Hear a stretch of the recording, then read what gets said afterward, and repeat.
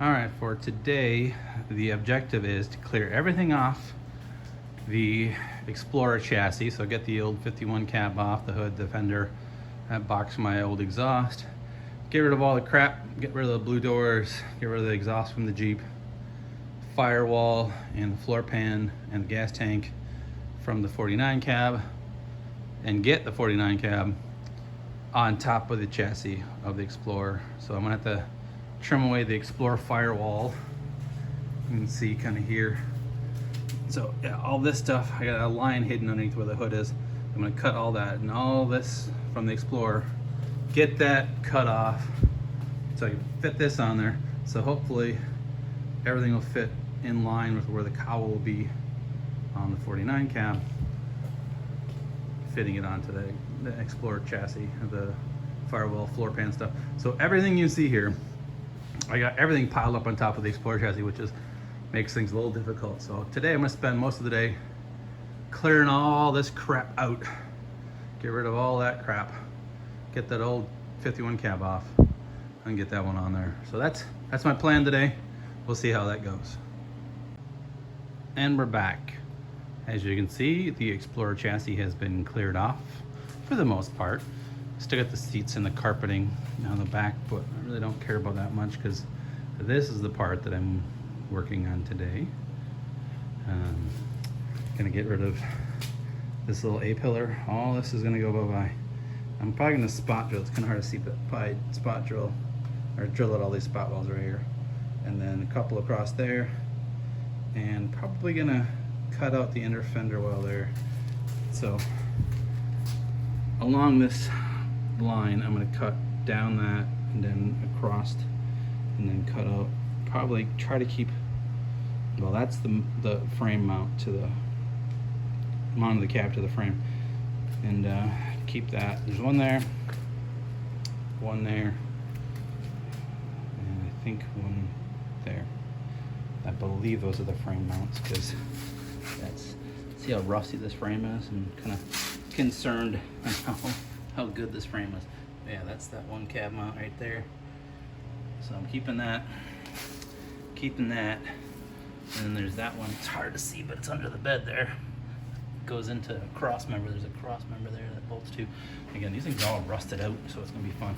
But yeah, the reason I'm gonna probably keep this one, because if I do the extended cab, the cab will probably come to about here normally, around this line, and then 12 inches will put that very close to the back of the cab where the tank support is, and I can almost try to figure out how to mount it through there somewhere.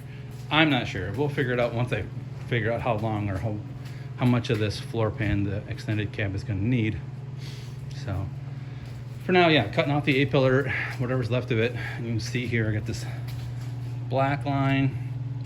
I'm going to go to the outside line. So outside of that, only that of the top cowl, and then I'm going to follow this line here on the inside, because I would like to keep that. That's for the wiring harness that goes in through the dash. That's for this guy. It goes from the firewall in through the dash, into the dash, whatever. So if I can keep that hole, would be awesome, but I might have to relocate it, figure out how to run the wiring harness through the firewall. And then I'm gonna do that on both sides, and then spot drill, or drill out all these spot, I keep saying spot drill out all these spot welds on the top cowl here, drill out all those guys. And I'm not sure about this back edge, because obviously this comes together like a little Y, so it's like and then straight down the firewall. So there's two parts here. This is where like the fresh air intake is for the air conditioning, and the drain for any of the water that comes along the cowl, around the windshield. And that was where the old windshield wiper were mounts, one there and one there. That's probably gonna get cut out.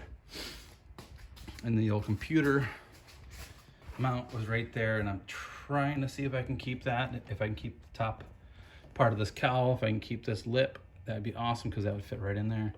But if I have to bring the cab down a little farther, that might go bye-bye, because I do have a little bit of room to cut down lower on the firewall, because that was just the hood hinge mount right there and right there. Those were the hood hinge mounts for the Explorer, and that was the wiper motor mount for the Explorer. So if I need to cut down the firewall a little bit more lower than the cowl, if I need to go lower than this line and drop it down, I got a little bit of room. Then obviously the big hole for the HVAC system for the fresh air intake and for the going into the car. So I don't know, I gotta follow again. This reason I got these lines marked is because that's how wide the cab is for the 51. It's like there to there. So everything outside of that and everything outside of that, gone. Gotta get cut out to fit in between these things, between the cowl. So yeah, from this spot to this spot is where those marks are. And I'm obviously gonna have to come straight down because this is the 51 cab, sorry. And you see that the firewall goes straight down. So it kind of has a little bit of an angle, but so that's what I'm at to cut out today. That's where I'm at. That is where we're moving on to. As you can see, I got the 51 cab off the chassis. Not fun, especially by myself, but I did it. I mean, I put it on here by myself. So yeah, gonna cut along that line, keep going with this line.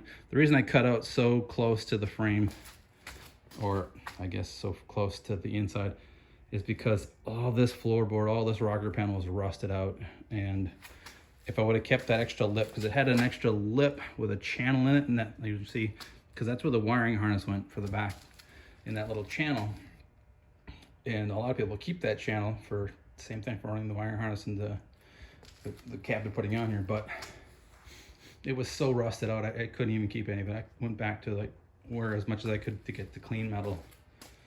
So I'm probably gonna have to recreate some kind of channel to run the wiring harness to the back. So if I put like speakers or whatever back here behind the cab, I'm not sure. But I don't need a big channel because obviously 90% of the wiring is gonna be right up here in the dash and the center console. And that's about it. The only thing I'm gonna need more power for is if I do electric windows and power door locks in the doors, which again will just come up this A-pillar, which is gonna be inside that. And then yeah, figure that out. So that's where we're at, guys. I gotta start cutting the top of these A-pillars off down through the cowl and along that seam and keep as much of the firewall on it for now. And then after I throw the 49 cab on there, I'll see how much more I got to cut off. I mean, obviously it's easier to cut off little by little versus cut off too much and then have to figure out how to put patch panels in here. And I really don't want to have to put too many patch panels in here because, as we all know, not a welder yet, still learning how to weld. So, all right, that's it. That's the 51. That's the 49. Well, moving on. All right, so there we have it. The A-pillars are pretty much gone. Cut up to the inner fender mount. Cut off the cowl corners on both sides. It's kind of hard to see that one. But yeah, so the dash is about, from this point to this point is about, I believe 54 inches or something to that effect. It is about ½ an inch wider than this is from here to here. So it gives me a little bit of room to play and cut off or whatever. But I only cut the top part off here just to see if this will fit without any interference. And if I need to, then I'll start cutting down along the kick panel and stuff like that. So that's what I got done so far.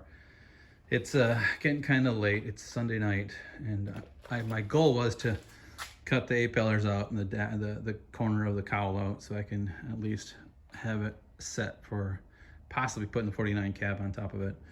And then using these panels, so I only wanted to use this much of like the inner fender wall. So this top part's gonna get cut off, and I'm thinking, I'm not quite sure, I might need to keep that little triangle down there, but I want to use that as the inner fender support. So when I put the fenders back on, so I'm gonna have to cut out pretty much from here to here of the radiator support, like pretty much where the headlight bucket is, and then go diagonal from here, because it's almost got like a little diagonal here, from there all the way up to there and use this brace for that. So that'll be like my inner fender well, because I don't have inner fenders from the 51. The 51 was, like I said, was on a, sorry, that's the 51. The 51 cab was on a Ford Ranger chassis, and it used the Ford Ranger inner fender wells, and they were kind of horrible too, so I didn't bring those. So yeah, I'll probably use those ones. And then that's later down the road, pulling the motor out, cleaning it up, probably might rebuild it or refresh it at least. And I'm pretty happy with this so far. I'm not sure if I'm going to need to keep this plate. I did obviously remove the top cowl plate. You can see that's been spot drilled out the spot welds. So I did remove that top plate.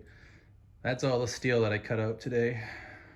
Again, that's the A-pillars, the corner cowl, that chunk, a little bit of the side wall where the door mounts. Again, I want to try to keep that rectangular hole for the fuse box, or the wiring harness. I keep saying the wrong words, but the wiring harness connections go through there. There's 3 of them. 1, 2, 3. All 3 of those go through that square hole, but chances are I probably won't be needing a lot of that wiring. I'm gonna need most of the dash wiring. I need probably a little wiring for the electric doors, or electric door locks, electric door windows for the front 2.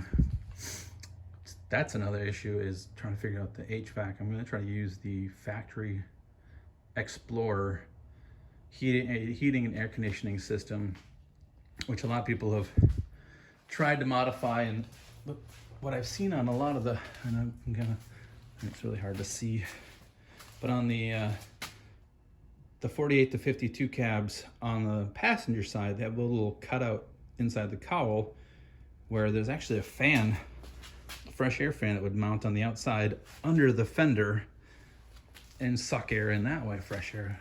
And it would have like a huge duct that ran alongside the inner fender and mounted up on the front of the cowl, which I've seen, but that's a possibility for me, because honestly, you see we're at a cutoff, and it's going to be pretty much right in the middle. This is the fresh air intake for the AC, because it would suck the air in here, that big hole, and come through here and across the cooling coil for the air conditioning, and then go back into the cab. Well, if I'm going to cut that hole in half, it's going to be very tough to suck fresh air into that and figure something out. So yeah, that's another thing that's got to get figured out along the way.